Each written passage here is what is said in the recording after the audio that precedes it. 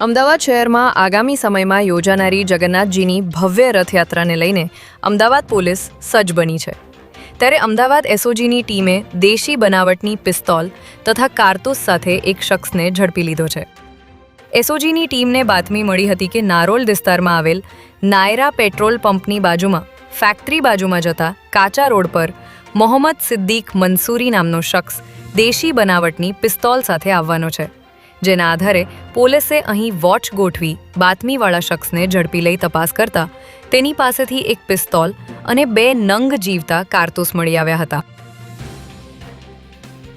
અમદાવાદના ખોખરા વિસ્તારમાં એક યુવક પર 2 શખ્સો દ્વારા છરી વડે હુમલો કરાતા યુવકને સારવાર માટે ખસેડવામાં આવ્યો છે.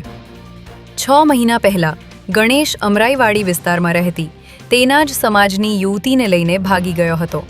જે બાબતે અંદરો-અંદર સમાધાન થઈ ગયું હતું અને યુવતીને તેના માતા પિતાને સોંપી દેવામાં આવી હતી.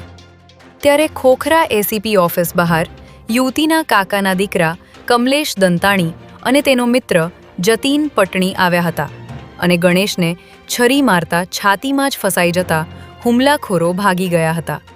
જે બાદ યુવકને છરી સાથે જ સારવાર માટે ખસેડવામાં આવ્યો હતો. અમદાવાદમાં વેપારીઓ માટે લાલબત્તી સમાન કિસ્સો સામે આવ્યો છે, જેમાં એક કાપડની દુકાનમાં નોકરી કરતા કર્મચારીએ જ સાગરીતો સાથે મળીને લાખો રૂપિયાના લેડીઝ વેર અને જીન્સની ચોરીને અંજામ આપ્યો હતો. જેના સીસીટીવી ફૂટેજ પણ સામે આવ્યા છે. ત્યારે પોલીસ તપાસ દરમિયાન પકડાયેલા આરોપીઓ પાસેથી ગુનામાં ચોરાયેલો લાખો રૂપિયાનો મુદ્દામાલ રિકવર કરવામાં આવ્યો છે.